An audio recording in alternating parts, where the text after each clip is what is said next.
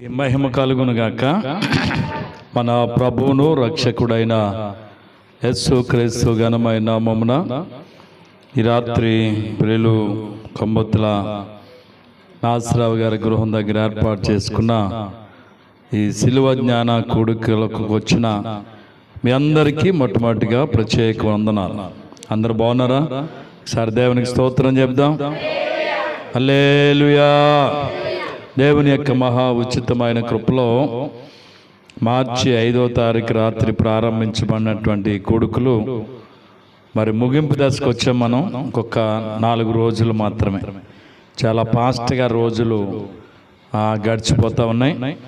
దేవుని సన్నిధిలో ప్రతి రాత్రి ఈ శిలువ జ్ఞాన కొడుకుల్లో పాల్గొనేటువంటి గొప్ప కృపనిచ్చి ఆయన సన్నిధిలో మనందరం మరొకసారి ఇలా చేరి ప్రభును స్తుతించే గొప్ప భాగ్యాన్ని ఇచ్చిన దేవునికే స్తుతి ఘనత మహిమ ప్రభావములు చెల్లునుగాక. హల్లెలూయా. ప్రతి రాత్రి మత్తయి సువార్తలో నుంచి కొన్ని వాక్య భాగాలు నేర్చుకుంటూ వస్తున్నాం. ఈ రాత్రి మత్తయి సువార్త 27వ అధ్యాయము 1వ వచనం నుండి 10 వచనాల వరకు వాక్యాన్ని చదివి మనం జ్ఞానం చేద్దాం. ఉదయమైనప్పుడు ప్రధాన యాజకులు పెద్దలందరూ యేసును చంపవలనని ఆయనకు విరోధముగా ఆలోచన చేయుచుండిరి. ఆయన బంధించి తీసుకుని పోయి అధిపతి అయిన పొంతు పిలాతుకు అప్పగించిరి. అప్పుడు ఆయనను అప్పగించిన యోధా ఆయనకు శిక్ష విధింపబడగా చూసి పశ్చాత్తాపపడి ఆ 30 వెండి నాణ్యములను ప్రధాన యాజకుల యొద్దకును పెద్దల యొద్దకును మరలా తెచ్చి, నేను నిరపరాధి రక్తమును అప్పగించి పాపము చేసినని చెప్పెను. దానితో మాకేమి పని, నీవే చూసుకొనమని చెప్పగా ఆ వెండి నాణ్యములను దేవాలయములో పారవేసి పోయి ఉరి పెట్టుకొనెను. ప్రధాన యాజకులు ఆ వెండి నాణ్యములను తీసుకుని, ఇవి రక్త క్రయధనము గనుక వీటిని కానుకల పెట్టెలో వేయ తగదని చెప్పుకొనిరి. కాబట్టి వారు ఆలోచన చేసి వాటినిచ్చి పరదేశులను పాతి పెట్టుటకు కుమ్మరివాని పొలము కొనిరి. అందువలన నేటి వరకు ఆ పొలము రక్తపు పొలము అనబడుచున్నది. అనగా ఇశ్రాయేలీల్లో కొందరు విలువ కట్టిన దానికి క్రయధనమైన 30 వెండి నాణ్యములను తీసుకుని ఇచ్చిరి. అది ప్రవక్త అయిన ఇర్మియా ద్వారా చెప్పబడిన మాట నెరవేరెను. దేవునికి స్తోత్రం. ఈ చెప్పబడుతున్నటువంటి వాక్య భాగాల్లో మనం చూస్తే యేసుక్రీస్తు ప్రభువారు ఈ లోకానికి రాకముందే ప్రవక్తలు ప్రవచించినటువంటి ప్రవచనాలు ఆయన జీవితంలో నెరవేరుతూ వచ్చాయి. దేవునికి స్తోత్రం చెప్దాం. ప్రవక్తలు ఆయన గురించి ముందుగా ప్రవచించిన ప్రవచనాలు ఏమవుతూ వచ్చాయంటే నెరవేరుతూ వచ్చాయి. రాత్రి మనం పేతురు గారి కోసం నేర్చుకున్నాం. పేతురు గారికి మంచి అవకాశం వచ్చింది యేసును ఒప్పుకోవడానికి. కానీ చిన్న బిడ్డల దగ్గర కూడా తన అవకాశాన్ని ఏం చేసుకున్నాడు? పాడు చేసుకుని అబద్ధమాడాడు. ప్రభు తనతో చెప్పినట్టుగా కోడి కుయ్యగానే ఆయన పశ్చాత్తాపడి ఏడ్చాడు. ఈ రాత్రి మనం అసలైన హీరో, నిన్న పేతురు జీరో అయితే ఇప్పుడు యోధ ఎవరంటే హీరో. యేసును సిలువకి అప్పగించడానికి, యేసును పెద్దలకు, శాస్త్రులకు, పిలాతుకు అప్పగించడానికి ఎవరంటే హీరో యోధ. పిలాతు న్యాయపీఠం ఎదుట యేసు ప్రభు నిలబెట్టారు. పెద్దలు, ప్రజలందరూ యేసుని చంపాలని ఆలోచన చేస్తున్నారు. ఆయనకి శిక్ష పడుతుందనే విషయం యోధాకు అర్థమైపోయింది. యోధ ఇస్కరియోతు యోధ వెంటనే తనకిచ్చిన 30 వెండి నాణ్యాలు పట్టుకుని ప్రజల పెద్దల దగ్గరికి, అధికారుల దగ్గరికి వెళ్ళి, ఇదిగో 30 వెండి నాణ్యాలు మీరు ఇచ్చారు, నాకు ఈ 30 వెండి నాణ్యాలు మీకు ఇచ్చేస్తాను, దయచేసి నిరపరాధైనటువంటి ప్రభుని విడిచిపెట్టండి అని అడిగాడు. నిరపరాధిని నేను ఏం చేశానంటే మీకు అప్పగించానని, నేను తప్పు చేశాను, నేను పాపం చేశాను, నేను అపరాధం చేశాను, ఇదిగో ఒక నిరపరాధిని మీకు అప్పగించాను, దయచేసి నా ప్రభుని నాకు ఇచ్చేయండి, ఇగో మీ డబ్బులని, మీ వెండి నాణ్యాలని 30 వెండి నాణ్యాలు పట్టుకుని వెళ్ళాడు. జాగ్రత్తగా మనం కొంచెంసేపు వాక్యాన్ని గమనిస్తే యోధాకి తాను చేసిన తప్పును తెలుసుకుని విడిచిపెట్టే అవకాశం వచ్చింది. ఎప్పుడు? ఈ రాత్రి నా విషయంలో మీరు అభ్యంతర పడబోతున్నారు అని ప్రభు చెప్పాడు. ప్రభా, అందరు అభ్యంతర పడినా నేను అభ్యంతర పడనని అందరూ కూడా ఏం చేశారు? అప్పుడు కూడా యోధా ఉన్నాడు. మరొక చోట ప్రభు చెప్పారు, మీలో ఒకడు నన్ను అప్పగించబోతున్నాడని. అప్పుడు కూడా ఎవరున్నారు? యోధా ఉన్నాడు అక్కడ. అందరూ నేనా ప్రభువా, నేనా ప్రభువా, నేనా ప్రభువా అంటున్నారు. అప్పుడు యోధా కూడా నేనా ప్రభువా అన్నాడు. అంటే నువ్వన్నట్టే అని ప్రభు చెప్పారు. అంటే అప్పుడు యోధా నేను చేసిన తప్పు ప్రభుకు తెలిసింది, ఇక నేను ఈ తప్పును ఎందుకు కొనసాగించాలా, నేను ఈ తప్పును ఎందుకు ముందుకు తీసుకుని వెళ్ళాలా, ఈ రాత్రి ఈ తప్పును విడిచిపెట్టాలనేటువంటి ఆలోచన యోధాకు వచ్చి అప్పుడే ఏం చేయాల? ప్రభువా, నేను తప్పు చేశాను, నన్ను క్షమించని అడగాల. కానీ అడిగాడా? తెలిసిపోయినప్పుడు ఎందుకు మాంటాం? ఆల్రెడీ నీకు తెలిసిపోయింది కదా, మనం ఎందుకు చేయకుండా ఉండటం అనుకున్నాడే తప్ప, నేను నిరపరాధిని అప్పగిస్తున్నాను, నిరపరాధిని 30 వెండి నాణ్యాలకి అమ్మాను అనేటువంటి మనసు అప్పుడు కలిగిందా? కలగలేదు. అంటే అవకాశం వచ్చింది కానీ అవకాశాన్ని ఏం చేసుకోలేకపోవడం యోధా ఉపయోగించుకోలేదు. దేవునికి స్తోత్రం చెబుదాం.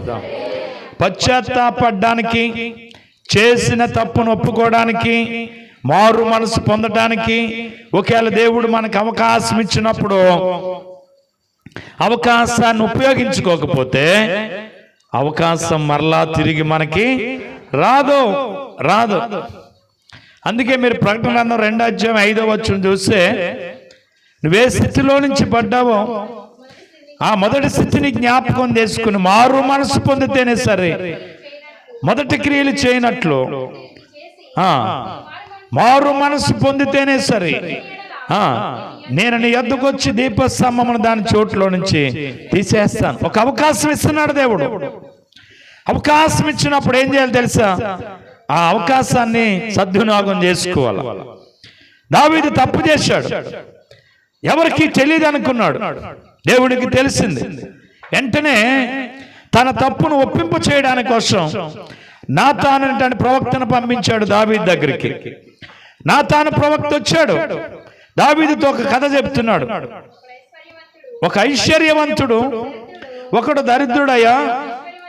ఐశ్వర్యవంతునికి చాలా విస్తారమైన గొడ్లు కలిగి ఉన్నాడు. అయితే దరిద్రునికి ఒక ఆడ గొర్రె పిల్ల తప్ప ఏమీ లేదు. వాని దాన్ని పెంచుకుంటున్నాడు, అది వాని యొద్ద గోరు ముద్దలు తింటుంది. ఉండి తినుచు గిన్నెలోని త్రాగుచు వాని కవుగిట పండుకొనుచు ఉండెను. అట్లుండగా మార్గస్థుడొకడు ఐశ్వర్యవంతునింటికి వచ్చెను. ఆయుత్తము చేయుటకు గొడ్లలో గాని దేనిని ముట్టనల్లక దరిద్రుని గొర్రె పిల్లను తెచ్చి ఆయుత్తము చేసిన రాజా. ఈ మాట వినగానే ఆ మనుషుడు నిశ్చయముగా మరణమునకు పాత్రుడు అన్నాడు. దేవునికి స్తోత్రం. ఆ మనుషుడు మరణానికి పాత్రుడు అనగానే ఆ మనుషుడు నీవే అన్నాడట నాతాను ప్రవక్త.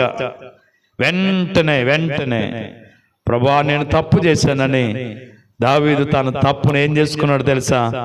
ఒప్పుకున్నాడు, పశ్చాత్తాపడ్డాడు. అయినా గాని శిక్షకు ఏమయ్యాడు తెలుసా? గురవ్వాల్సి వచ్చింది. తప్పు చేసిన తర్వాత ఒప్పుకోవడానికి ఒప్పింపజేసినటువంటి దేవుని దగ్గర ఒప్పుకున్న శిక్ష తప్పలేదు. అవకాశం వచ్చినప్పుడు వెంటనే తప్పును ఒప్పుకొని విడిచిపెట్టగలిగితే మనం ఏం చేయబడతామని అందుకు తెలుసా? వాక్యం కనికరించబడతామంట. ఇప్పుడు 10 మందిలో తప్పు చేసిన నిలబెట్టారా అబ్బాయి ఏంటి అంటారు. వెంటనే ఆడు తప్పు చేశానయ్యా నన్ను క్షమించండి ఇంకెప్పుడు చేయను అన్నాడు అనుకోండి, పెద్దవాళ్ళందరూ ఇంకెప్పుడు మాట్లాడు, వాడు ఏది తప్పు అన్నాడు కదా ఎందుకు వచ్చింది ఇంకా వదిలేండి అనేసి అందరూ తప్పును ఒప్పుకోగానే అందరూ అక్కడ కనికరిస్తారు. అలాగే దేవుని సన్నిధికి వస్తున్నటువంటి మనం దేవుని సన్నిధిలో పశ్చాత్తాపడడానికి, తప్పును ఒప్పుకోవడానికి, తప్పును విడిచిపెట్టడానికి ఒకవేళ అవకాశం అనేది మనకు ఏర్పడ్డప్పుడు వెంటనే తప్పును ఒప్పుకొని విడిచిపెట్టేవాడంట కనికరం పొందుతాడు. దేవునికి స్తోత్రం. మీరు గమనించండి, రాత్రి పేతురు గారి కోసం ఆలోచన చేస్తూ ఉన్నప్పుడు పేతురు గారు అలా బొంకుతూ వచ్చాడు. వెంటనే కుక్రోరుమని కోడుకు వచ్చింది. వెంటనే తాను తప్పు చేశానని ఏం చేయగలిగాడు? గ్రహించగలిగాడు. తన తప్పును ఒప్పుకున్నాడు, బయటకు వచ్చాడు, అంగలార్చాడు, ఎక్కెక్కి పడి ఏడ్చి తాను ఏం పడ్డాడు తెలుసా? పశ్చాత్తాపడ్డాడు. దేవునికి స్తోత్రం చెప్దాం. పశ్చాత్తాపడాలా. తప్పును ఏం చేయాలి తెలుసా? ఒప్పుకోవాలా, విడిచిపెట్టాలి. తప్పును ఒప్పుకొని విడిచిపెట్టేవాడు, అతిక్రమాలు దాచిపెట్టినవాడు, అతిక్రమాలు ఒప్పుకొని విడిచిపెట్టేవాడు ఏం చేయబడతాడంట? కనికరం పొందుతాడట. అందుకే యోధాకు అవకాశం వచ్చింది, ఉపయోగించుకోలేకపోవడం. ఇప్పుడు అంటున్నాడు నేను నిరపరాధిని చెరపడానికి. ఏమండి, నిరపరాధిని చెరపడానికి ఏం పుచ్చుకోవడానికి ఉంటది? లంచము పుచ్చుకోడట. 15వ కీర్తనలో ఉంటుంది. ఎవరిని చెరపడానికి? నిరపరాధిని చెరపడానికి ఏం పుచ్చుకోడు? లంచము పుచ్చుకొనడు. ఈ ప్రకారము చేయువాడెన్నడును ఏమవడు? కదల్చబడడు. నిరపరాధిని చెరపడానికి ఎవడో తెలుసా? యథార్థత కలిగిన వాడు, నీతిని, భక్తిని, విశ్వాసమును కలిగిన వాడు, హృదయపూర్వకంగా నిజం పలికేవాడు, తన శలికానికి కీడు చేయనివాడు, నాలుగుతో కొండములానవాడు, తన పొరుగువాని మీద నింద మోపనవాడు. నిరపరాధిని చెరపడానికి ఏం పుచ్చుకోడో తెలుసా? లంచము పుచ్చుకోడు.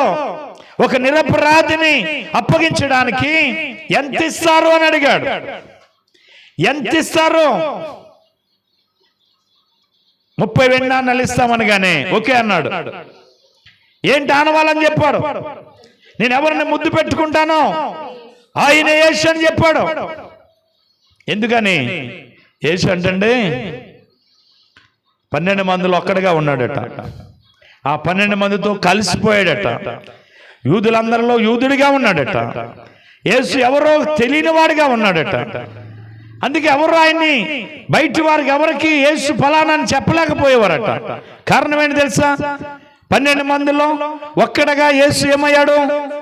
ఈరోజు పాస్టర్ గారు ఈజీగా దొరికేస్తున్నారు చాలా మందికి చంపేయడానికి. కారణం ఏంటి? సెపరేట్ బిషప్, రెవరెండ్, ఫాదర్ అని వాళ్ళ కోటు, బూటు, సూట్లు జనాల్లో ఏమవట్లేదు? కలట్లేదు. ఎవరో అడగక్కర్లేదు, ఈజీగా తెలిసిపోయేలాగా ఉంది. అందుకే ఈజీగా ఏం చేయగలుగుతున్నారు, అటాక్ చేయగలుగుతున్నారు. కానీ యేసును ఎవడు అటాక్ చేయలేకపోయాడు. దానికి కారణం యేసు వాళ్ళలో ఏమైపోయాడు, కలిసిపోయాడు. ఎలాగ యేసును పట్టుకోవాలి అర్థం కావట్లేదు. యేసు ఎవరో వాళ్ళు అన్యులకి తెలియట్లేదు. ఎలాగని కనిపెడుతూ ఉన్నప్పుడు యేసుతో ఉన్న 12 మందిలో ఒక్కడు. మనకి శత్రువు ఎవరనుకుంటున్నారు? ఎవరండి? బయటవాడు మనకు శత్రువు కాదు. మనలో ఉన్నవాడు మనతో ఉన్నవాడే. ఎదుటి వాడి దగ్గరికి వెళ్ళి ఏం కలుపుతాడు, చేయి కలుపుతాడు. మన గుట్టంతా అట్టుకెళ్ళి అక్కడ చెప్తాడు. 2వ రోజున మన మీద అటాక్ జరుగుతుంది. అంతే. బయటవాడు అప్పుడు కూడా తెలియదు. మన శ్రీమతి ఇందిరాగాంధీ గారిని చంపినోడు ఎవరు? పాకిస్తాన్ సైనికుల కాదు, తన బాడీ గార్డ్. ఎవరినైతే నమ్మి సెక్యూరిటీ గార్డుగా పెట్టుకుందో ఆడే. ఆమె బాత్రూమ్కి వెళ్ళి అలా మెట్లు దిగి వస్తుంటే పొత్తు కడుపులో కాల్చాడు గన్నిచ్చుకుని. ఎవరిని కాల్చవలసినాడు? ఆమె మీద ఎవరైనా అటాక్ చేస్తుంటే వాళ్ళని కాల్చవలసినటువంటి ఈ సైనికుడు తన యజమానురాలనే ఏం చేశాడు తెలుసా? మెట్లు కిందకి దిగి వస్తుంది పొద్దుటే పాపం, పొత్తు కడుపులో కాల్చాడు. అక్కడి నుంచి ఒట్టిన హాస్పిటల్ తీసుకెళ్లారు. హాస్పిటల్లో ఆవిడ 12 ఒంటి గంట అయితే చచ్చిపోయింది. ఎవరు శత్రువు వచ్చాడా? ఎక్కడి నుంచి రాలేదే. తను ఎవరు నమ్మిందో వాళ్ళే. యేసు ప్రభు నమ్మిన 12 మంది శిష్యుల్లో ఒక్కడే యేసుని ఏం చేశాడు, అమ్మేశాడు. అప్పుడు అనిపించలేదు నిరపరాధని, అప్పుడు అనిపించలేదు ఈయన ఏ పాపం లేనివాడని. ఈయన మనం ఎందుకు అమ్మాలా, ఎందుకు యేసును చూపించాలా అని అనుకోలేదు.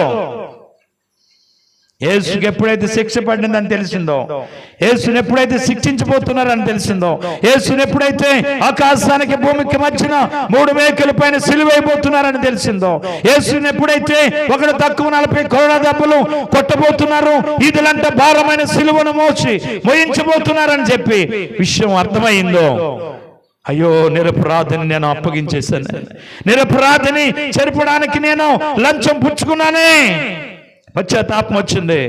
పరిగెట్టుకెళ్ళాడు. 30 వెండి నాణాలు దేవాలయంలో విసిరేసాడు. నా ప్రభు నాకు కావాలన్నాడు. ఇవ్వటం జరగదు, నువ్వేం చేసుకుంటావు చేసుకో అని చెప్పి అడిగంట పెద్ద పక్కం ఇచ్చారట. ఏమిచ్చారు? పక్కం ఇచ్చారు. డబ్బులు అందులో పడేసి వచ్చాడు. పెద్దలందరూ ఆలోచించారు. వాడు అట్టుకొచ్చి పడేసేసాడు. దేవాలయంలో విసిరెళ్ళిపోయాడు. ఈ కానుకలు పెట్టలేయడానికి కుదరదు. లంచం ఇచ్చుకున్నాయి, దొంగతనం చేసినాయి, ఇంకొకటి ఎవడియో దొబ్బుకొచ్చినాయి. ఈ కానుకలు పెట్టి వేయకూడదట. ఎవరి దొంగతనం చేసిన డబ్బులు, ఇంకొకరు మోసం చేసి సంపాదించిన డబ్బులు, లేకపోతే ఎవరినో పాడు చేయడానికి లంచం ఇచ్చుకున్న డబ్బులు ఎక్కడ వేయకూడదంట? కానుకలు పెట్టలేవులో వేయకూడదా? కానుక ఇవ్వకూడదు. అవి ఏంటయ్యి? పాపం సొమ్ము అన్నమాట. కాబట్టి నిరపరాధిని చెరపడానికి ఇచ్చుకున్నాడు ఈ డబ్బులు. ఇవి ఎక్కడ వేయకూడదు? కానుకలు పెట్టలేయకూడదు అని అందరూ ఆలోచించి మరి ఏం చేద్దాం అనుకున్నారు. ఏం చేద్దామని ఆలోచించుకునేటప్పటికి మనోడు అంటే ఇంటికి వచ్చేసి తాడు తెచ్చుకున్నాడు కదా, ఉర్రు పెట్టుకుని ఏమయ్యాడు? తాడు తెగిపోయి కింద పడి పొట్టబద్దలయ్యి పేగులు బయటకు వచ్చి ఎవరు చచ్చిపోని విధంగా ఇస్కరియోతు యోధ మరణం చెందాడు. మరి ఏం చేద్దాం అని అనుకుని ఏం చేయటం ఏముంది, పరదేశిని పాతి పెట్టడానికి స్థలం కొనాలి కదా అని ఆ 30 వెండి నాణ్యాలు ఎట్టి కుమ్మరవాణి పొలం కొన్నారట. కుమ్మరవాణి పొలం కొని ఆ కుమ్మరవాణి పొలంలో ఇస్కరియోతు యోధా నట్టుకెళ్ళి పాతి పెట్టారట. ఆ భూమికి రక్త భూమి అని పేరట. ఏ భూమి? ఎందుకు రక్త భూమి అయింది చెప్పాలి మీరు. ఇప్పుడు కుమ్మరవాణి పొలం కొన్నారు. ఎంతకు కొన్నారు? ఎంతకు కొన్నారండి? 30 వెండి నాణ్యాలకి కొన్నారు కదండి. ఎవరు భూమి కొన్నారు? కుమ్మరోడు పొలం కొన్నారు. ఇప్పుడు కుమ్మరోడు పొలం కొనగానే అది ఏ భూమి అయింది? ఎందుకయింది? యేసు ప్రభు రక్తం చిందించడానికి ఈ 30 వెండి నాణ్యాలే కారణం. ఈ 30 వెండి నాణ్యాలకి యేసు ప్రభు నమ్మకుండా ఉండుంటే ఏమండి అది రక్తభూమి అవునా? కాబట్టి యేసయ్య రక్తం చిందించడానికి, ఒక నిరపరాధి శిక్షించబడ్డానికి ఈ 30 వెండి నాణ్యాలే కారణం. అందుకే ఆ 30 వెండి నాణ్యాలు ఎట్టి కొన్న భూమికి ఏ భూమి అని పేరెట్టారో రక్త భూమి అని పేరు పెట్టారు. అందులో మనోని తీసుకెళ్ళి పాతి పెట్టారట. ఆలోచన చేద్దాం. ఇస్కరియోతు యోధాకి పశ్చాత్తాపపడ్డానికి ఏమొచ్చింది? అవకాశం వచ్చింది. ఉపయోగించుకున్నాడా? ఉపయోగించుకోలేదు. ఇప్పుడు ఏం పడుతున్నాడు? పశ్చాత్తాపడ్డాడు. ఏమైనా ఉపయోగమైందా? ఉపయోగమైందండి? మొత్తం మరణం చెందాడు. పోనీ ఆ డబ్బులు ఏమన్నా ₹1 వాడుకున్నాడా? ₹1 తిన్నాడా? ఏమైంది? అని పాతి పెట్టడానికి ఉపయోగమైందంట డబ్బు. ఏం చేయడానికి? పాతి పెట్టడానికి స్థలం కొన్నారంట తప్ప ఏం ఉపకారం లేదు. మారు మనసు పొందటానికి నీకు అవకాశం వచ్చినప్పుడు అవకాశాన్ని ఏం చేసుకోకూడదు? పాడు చేయకూడదు. ఈ కుమ్మరవాని పొలము కొనాలని ప్రవక్తలు ఏం చేశారట? యేసు ప్రభు రాకముందే ప్రవచించారట. మీరు చూడండి, జకర్యా గ్రంథము 11 అధ్యాయము 12, 13 వచనాలు చదవండి. జకర్యా గ్రంథము 11వ అధ్యాయము 12, 13 వచనాలు. నీకు అనుకూలమైన ఎడల నా కూలి నాకు ఈడు, మానివేడని వారితో అనగా ఎన్ని తులాలు తూసిచ్చారు? 30 తులముల వెండిని తూసిచ్చారు.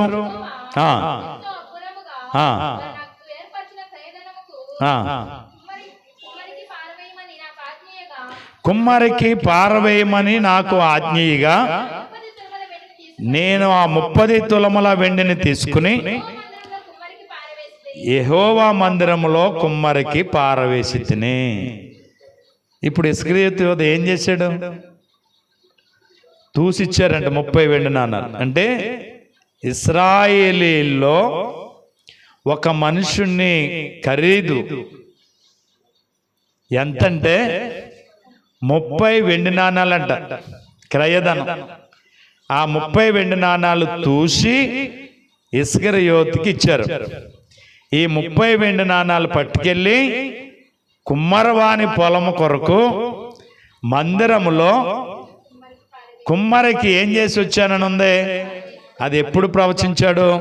యేసు ప్రభు ఇంకా పుట్టక మునిపే, యేసు ప్రభు ఇంకా ఈ లోకానికి రాక మునిపే జకర్యా ప్రవక్త ప్రవచించిన ప్రవచనం యోధా జీవితంలో అది నెరవేరింది. దేవునికి స్తోత్రం చెబుదాం. ఎందుకు యోధా పశ్చాత్తాపడడానికి అవకాశం వచ్చినా వాడు పశ్చాత్తాపడడానికి అవకాశం వచ్చిన ఉపయోగించుకోలేకపోడంటే దేవుని లేఖనాల నెరవేర్పు కొరకంట దేవుడు వాడికి ప్రేరణ ఇవ్వలేదట. ఏం పొందటానికి? పశ్చాత్తాప పొందటానికి. నిజంగా అప్పుడు పశ్చాత్తాపడి ఉంటే యేసుని వాళ్ళకి ముద్దు పెట్టి ఏం చేయడం? అప్పగించడు. అప్పగించకపోతే లేఖనాలు నెరవేరుతాయా? అంటే లేఖనాలు నెరవేర్పు కొరకు దేవుడే, తండ్రి అయిన దేవుడంట యోధాకి ఏమి ఇవ్వలేదంటే పశ్చాత్తాపడడానికి అవకాశం ఇవ్వలేదట. అందుకే వాడు అవకాశం వచ్చినా కానీ ఉపయోగించుకోలేకపోయాడు. లేఖనాలు ఏమయ్యాయి తెలుసా?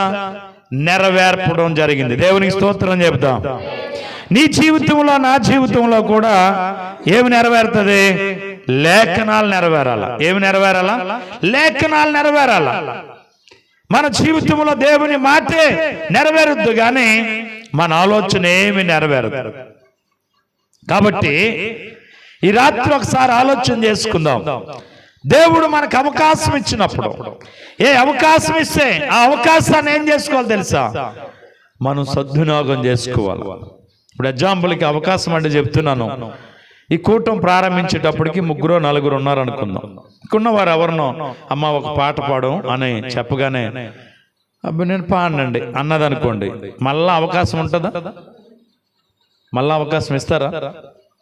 తర్వాత అందరూ వచ్చిన తర్వాత నేను పాట పాడని అడుగుతుంది, అవకాశం ఉంటుందా? ఉండదు. కనుక ఒక అవకాశం దేవుడు ఏ అవకాశం మనకి ఇచ్చిన అది మనం ఏం చేసుకోవాలి తెలుసా? ఉపయోగించుకోవాలి. ఉపయోగించుకోకపోతే మరలా అవకాశం మనకి ఎన్నడు అసలే దొరకదు. మారు మనసు పొందడానికి, పశ్చాత్తాపడడానికి, పాపాన్ని విడిచిపెట్టడానికి, రక్షణ పొందడానికి నీకు దేవుడు అవకాశం ఇచ్చినప్పుడు ఉపయోగించుకోకపోతే మరలా అవకాశం నీకు దొరకదు.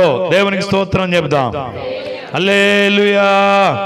అందుకే అంటాడు, ఇంత గొప్ప రక్షణను నిర్లక్ష్యం చేస్తే నువ్వు ఎలాగో తప్పించుకుంటావని. మారు మనసు పొంది రక్షణ పొందడానికి అవకాశం వచ్చినప్పుడు వెంటనే పొందుతానని ఏం చేస్తారు తెలుసా? మళ్ళా సంవత్సరం తీసుకుంటానని వాయిదేస్తా ఉంటారు. ఆ మరుసటి రోజునే ప్రాణం పోతే ఏంటి సంగతి? మళ్ళీ అవకాశం ఉంటుందా? అందుకని అవకాశం ఇచ్చినప్పుడు అవకాశాన్ని ఏం చేసుకోవాలి తెలుసా? సద్వినియోగం చేసుకోవాలి. జైలధికారికి ఆ రాత్రి ఏమొచ్చింది? రక్షణ పొందడానికి ఒక అవకాశం వచ్చింది. పొద్దుటిద్దరిగానే బాప్తిసం రేపు మధ్యాహ్నం తీసుకుంటాను అందరికి చెప్పి మా వాళ్ళందరినీ కౌరం పన్నడా? ఆ రాత్రే పౌలు గారిని ఇంటికి తీసుకెళ్ళి ఈ రాత్రి నాకు బాప్తిసం ఇచ్చేయండి అని ఏం చేసుకున్నాడు? అర్ధరాత్రే బాప్తిసం తీసుకున్నాడు తన కుటుంబం. అవకాశాన్ని ఏం చేసుకున్నాడు? సద్వినియోగం చేసుకున్నాడు. లూదియాను గమనిస్తే లూదియాకు అవకాశం వచ్చింది. వాక్యం తన హృదయాన్ని తెరిచింది.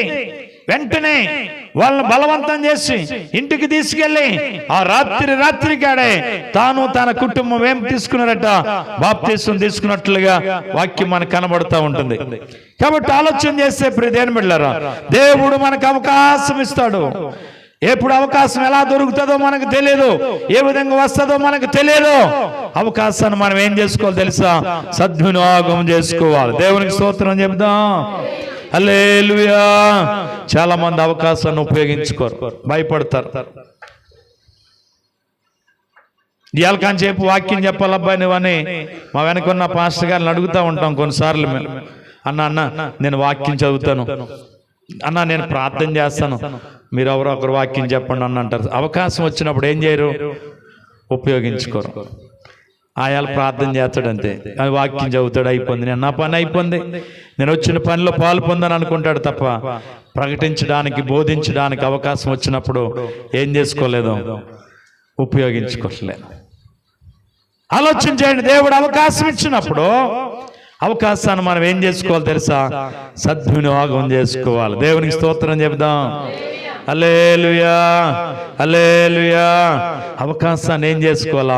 మనం సద్వినియోగం చేసుకోవాలి. దేవుడు ఏ విధంగా ఏ సమయంలో అవకాశాన్ని ఇస్తాడో మనకు తెలియదు. యోధాకు అవకాశం ఇచ్చాడు, కానీ అది అవకాశాన్ని ఏం చేసుకోలేకపోవడం, సద్వినియోగం చేసుకోలేదు. తర్వాత పశ్చాత్తాపడుతున్నాడు. ఏమన్నా ఉపయోగమైందా? తర్వాత అంతా అయిపోయిన తర్వాత నేను చెప్పాలనుకుంటున్నానని అంటాడు ఒక్కొక్కడు. ఇప్పుడు కుదరదు, ఇంకా అయిపోయింది టైం అంటారు. కనుక నేను ప్రార్థన చేస్తానని అంటారు. ఏం అవకాశం ఉండదు అప్పుడు. కాబట్టి అవకాశం ఇచ్చినప్పుడు ప్రతి ఒక్కరు అవకాశాన్ని ఏం చేసుకోవాలి తెలుసా? సద్వినియోగం చేసుకోవాలి. కాబట్టి రాత్రి ఒకసారి ఆలోచన చేసుకుందాం. నిరపరాధిని చెరపడానికి ఏం పుచ్చుకున్నాడు? లంచం పుచ్చుకున్నాడు. దయచేసి ఎప్పుడు ఒక మంచి వ్యక్తిని పాడు చేయడానికి ఏం పుచ్చుకోకూడదు? లంచము పుచ్చుకోకూడదు. ఒక మంచి వ్యక్తి కోసం కష్టపడి నువ్వు ఆ వ్యక్తికి సహాయపడు, అది ఇంకా నీ ఫలం పరలోకములో నిలుస్తుంది. కానీ ఆ వ్యక్తిని పాడు చేయడానికి ఏం పుచ్చుకోకూడదు తెలుసా? లంచము పుచ్చుకోకూడదు. నువ్వు వెంటనే శోధించబడతావు. ఈ రాత్రి నేను ముగిస్తున్నాను. లేఖనాలు నెరవేరినట్లుగా కుమ్మరవాణి పొలాన్ని కొని ఆ కుమ్మరవాణి పొలంలో యోధాను పాతిపెట్టారు. మరణం అనేది ఎప్పుడూ తప్పక ఉంటుంది, ఎవరికైనా సరే తప్పదు. కానీ మరణం చెందినప్పుడు శిక్షకు మనం పాత్రులు కాకూడదు. శిక్ష నుంచి మనం ఏమవ్వాలి తెలుసా? తప్పించబడాలంటే దీపం ఉండగానే ప్రతి ఒక్కడు ఏం చక్కబెట్టుకోవాలా? వీళ్ళు చక్కబెట్టుకోవాలా. హిజ్కియాకు ఒక రోజు ఒక కవర్ వచ్చింది. ముగిస్తాను నేను. యెషయా గ్రంథం 38 అధ్యాయంలో హిజ్కియాకు కవర్ వచ్చింది. ఏంటి ఆ కవరు? హిజ్కియా, నువ్వు సస్తావు, మరణకరమైన రోగం చేత బాధపడుతున్నాడు హిజ్కియా. యెషయా ప్రవక్తను పంపించాడు దేవుడు, హిజ్కియా నిల్లు చక్క పెట్టుకోమన్నాడు. చస్తాడు, ఇల్లు చక్క పెట్టుకోమని కవరంపాడు దేవుడు. యెషయా వచ్చాడు, ఇదిగో హిజ్కియా నువ్వు చస్తావట, ఇదిగో నువ్వు బ్రతకవు కనుక నీవు నీ ఇల్లు చక్క పెట్టుకోమని యెహోవా సెలవిస్తున్నాడు అన్నాడట. వెంటనే నేను చావటం ఏంటి? నేను ఎవరిని అనుకుంటున్నా? రాజుని. నేను చావటం ఏంటి? నేను అవసరమైతే జబ్బు చేస్తే అర్జెంటుగా పెద్ద హాస్పిటల్కి వెళ్ళగలను, నాకు వైద్యం చేసే డాక్టర్లు ఉన్నారు ఫ్రీగా, నేను రాజుని అన్నటువంటి అహంకారాన్ని ఏమన్నా ప్రదర్శించాడా? వెంటనే అంటే ఆలస్యం చేయలేదు. వెంటనే తన ముఖమును గోడ తట్టు తిప్పుకొని, యెహోవా యథార్థ హృదయుడునై సత్యముతో నీ సన్నిధిలో నేను ఎట్లు నడుచుకుంటున్నావు, ఎట్లు జరిగించుతున్నావు, కృపతో జ్ఞాపకం చేసుకోమని హిజ్కియా కన్నీళ్లు కార్చి ఏం చేశాడట? యెహోవాకు ప్రార్థన చేశాడు. దేవునికి స్తోత్రం. వచ్చిన అవకాశాన్ని వెంటనే ఏం చేసుకున్నాడు? ఒడుసు పట్టుకున్నాడు. వెంటనే గోడతాడు తిప్పేశాడు ముఖం, కన్నీళ్ళు కార్చి ప్రార్థన చేయటం మొదలు పెట్టాడు. మళ్ళా కబురు చెప్పి ఆయన వెళ్ళిపోతుంటే దేవుడు అంటున్నాడంటే, యెషయా ఇదిగో మళ్ళా హిజ్కియా ఇంటికి వెళ్ళానడట. ఇప్పుడు వెళ్ళాను ప్రభా, చస్తావని చెప్పి వచ్చాను. మళ్ళీ ఏమన్నాడట?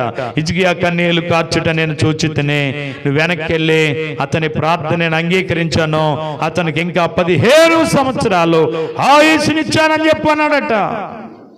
చూసారా? ఒక్క నిమిషంలో అతడు 15 సంవత్సరాల ఆయుష్ని ఏం చేసుకోగలిగాడు? కారణం, దేవుడిచ్చిన అవకాశాన్ని ఏం చేసుకున్నాడు? ఉపయోగించుకున్నాడు. పోగొట్టుకున్న ఆయుష్ని ఏం చేశాడు? తిరిగి సంపాదించుకున్నాడు. ఈ రాత్రి మరి ఇస్కరియోతు యూదాలాగా దేవుడు నీకు ఇచ్చే అవకాశాన్ని పాడు చేసుకుంటావా? హిజ్కియా లాగా దేవుడిచ్చిన అవకాశాన్ని ఉపయోగించుకుంటావా? నీవే నిశ్చయించుకుని దేవుని సన్నిధిలో దేవుడిచ్చే చిన్న అవకాశమైన దాన్ని మనం ఏం చేసుకోవాలి తెలుసా? ఉపయోగించుకోగలిగితే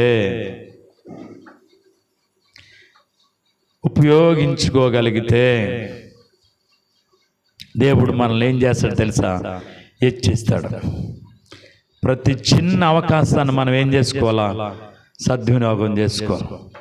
బండార్లంకలో మెట్ల కాలనీలోకి మేము ఆరాధనకి వెళ్ళేటప్పుడు అక్కడ కాపుల సహోదరి ప్రతి శుక్రవారం ప్రార్థనకు వచ్చేది.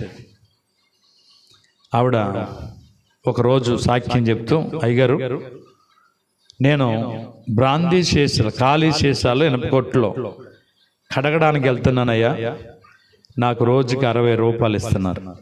ఎంత ఇస్తున్నారు? 60 రూపాయలు. 60 రూపాయలకి వెళ్తున్నావా అన్నాను నేను. ఎందుకంటే మనకు 60 రూపాయలు అంటే నీసుకొంపు, మనకి 500 ఇస్తానంటే కొలుపుకి వెళ్తాం. అదే 50 ఇస్తానంటే ఎవడన్నా వెళ్తాడా? వెళ్ళం మనం. 60 రూపాయల అన్నాను నేను. 1800 అయ్యగారు నెలకి అన్నది. అంటే ఒకసారికి ఎంత చెప్పింది? 1800 అయ్యా నెలకి అయ్యా అన్నది. సంవత్సరానికి ఎంత?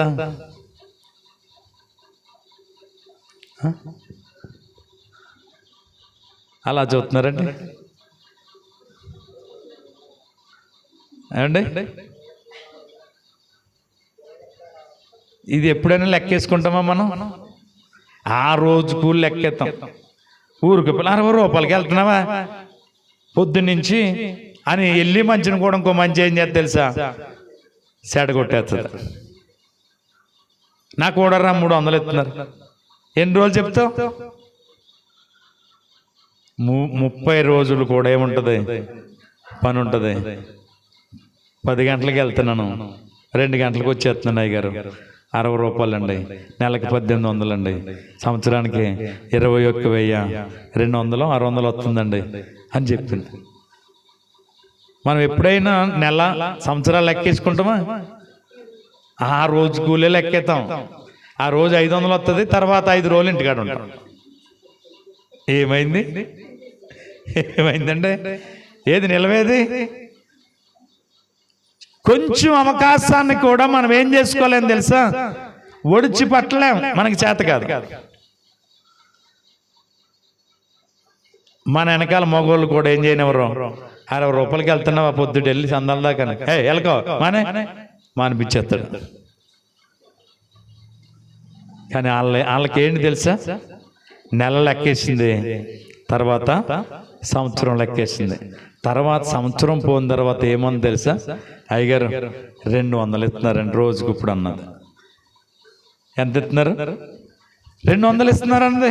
అంటే 60 రూపాయలకి చేరింది, తర్వాత సంవత్సరం పోయిన తర్వాత 800 ఇస్తున్నారు. ఇప్పుడు ఎంత? నెలకు 6,000 వస్తుందండి.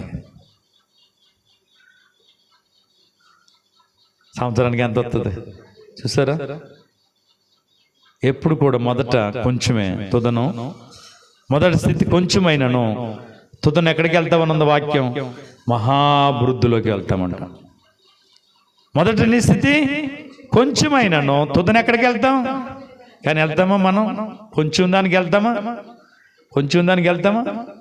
ఈరోజు ఉన్నతమైన ఉద్యోగాలు చేసే వాళ్ళు అందరూ, రిటైర్మెంట్కి వచ్చిన వాళ్ళు అందరూ ప్రారంభంలో జీతం ఎంత ఇచ్చేవారు అడగండి.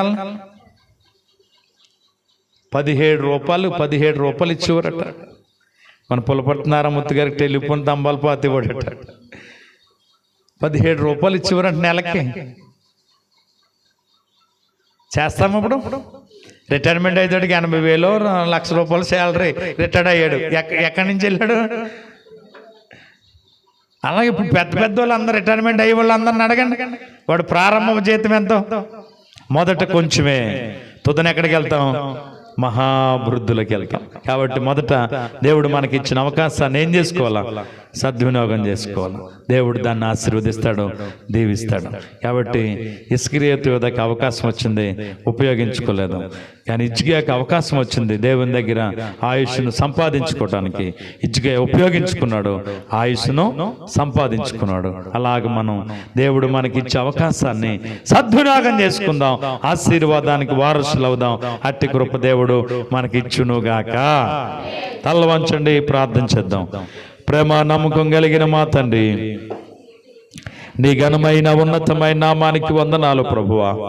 ఈ రాత్రి మా ప్రియులు కొమ్మొత్తుల నాసిరావు గారిని బట్టి, అర్జం గారిని బట్టి ప్రార్థన చేస్తున్నాం. వాళ్ళ హృదయాల్లో మీరు ఇచ్చిన ప్రేరణ బట్టి, ఈ రాత్రి ఏర్పాటు చేసుకున్నటువంటి సిలువ జ్ఞాన కూడికను బట్టి ప్రార్థన చేస్తున్నాం. ఇదే ఇంటి దగ్గర ప్రభా, తాటాకింటి నాయన చాలా చిన్న ఇల్లు ఉన్నప్పుడు ఈ సిలువ జ్ఞాన కూడిక ప్రారంభించాం. అప్పటి నుంచి ఇప్పుడు దాకా ప్రతి సంవత్సరం కూడా ఇంటికి ఆడుకోవటం జరుగుతూనే వచ్చింది నాయన. ఏ రోజు వాళ్ళు, ఏ సంవత్సరం వాళ్ళు కాదనుకోకుండా ప్రతి సంవత్సరం ఇక్కడ కోవటం జరుగుతూ వచ్చింది నాయన. దేవుడు నీవు ఎంతగా వాళ్ళు హెచ్చించావో మాకు నాయన ఈ కూడుకుల ద్వారా మాకు అర్థమవుతూ ఉంది. కానీ చాలా మంది జీవితాల్లో నాయన స్థితి మారిన తర్వాత నీకు స్థానం లేకుండా చేసేవారుగా ఉండిపోతున్నారు. కానీ రాత్రి బిడ్డల హృదయాల్లో మీరిచ్చిన ప్రేరణ బట్టి మీకు స్తోత్రాలు చెల్లిస్తున్నా నాయన. వారికి ఇచ్చిన ఆలోచన బట్టి, ఏర్పాటు చేసిన ఈ కూడుకను బట్టి వందనాలు. వారికి ఇచ్చిన కుమారుడు వెంకటరమణ బట్టి, కోడలు యురేకను బట్టి, వారికి ఇచ్చిన కుమార్తెను బట్టి, అలాగే నాయన బుజ్జమ్మను బట్టి, తన భర్తను బట్టి, వారి బిడ్డలను బట్టి కూడా మీకు స్తుతులు చెల్లిస్తూ ఉన్నాను అయ్యా. కుటుంబాలు మీరు ఆశీర్వదిస్తున్నారు, ఆ బిడ్డలను వర్ధిల్ల చేస్తున్నారు, మీకు వందనాలు చెల్లిస్తున్నా.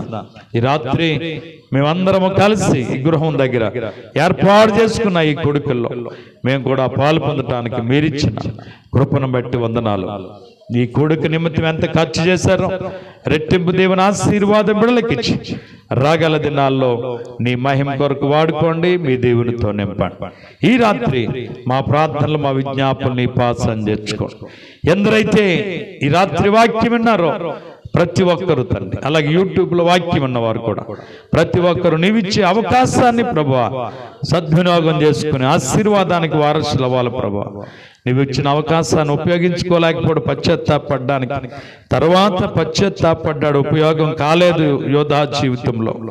కానీ హిజ్కియాకు వెంటనే అవకాశం వచ్చినప్పుడు ఉపయోగించుకున్నాడు, నాయన ఆయుష్ను సంపాదించుకున్నాడు. కనుక అలాంటి కృప నాయన మా అందరికి ఇచ్చి రాగల దినాల్లో నీ మహిమ కొరకు మమ్మల్ని వాడుకోండి. యేసయ్య నామమును అడుగుచున్నాం పరమ తండ్రి. ఇప్పుడు మన తండ్రి అయిన దేవుని యొక్క ప్రేమ, కుమారుడని క్రీస్తు కృప, పరిశుద్ధాత్మ యొక్క అన్యోన్య సహవాసము, సమాధానం మనకును మన కుటుంబాలకును, ఈ కొడుకు ఏర్పాటు చేసిన కుటుంబానికి ప్రభు కృప నిత్యము తోడై నడిపించును గాక. యేసు రక్తమేచ్చ, సిలువ రక్తమేచ్చ, ప్రవేశ రక్తం సంపూర్ణ విషయం, అపవాది కెలికనంత నాశనము కలుగును గాక. ఆమేన్, ఆమేన్, ఆమేన్. అందరికీ వందనాలు.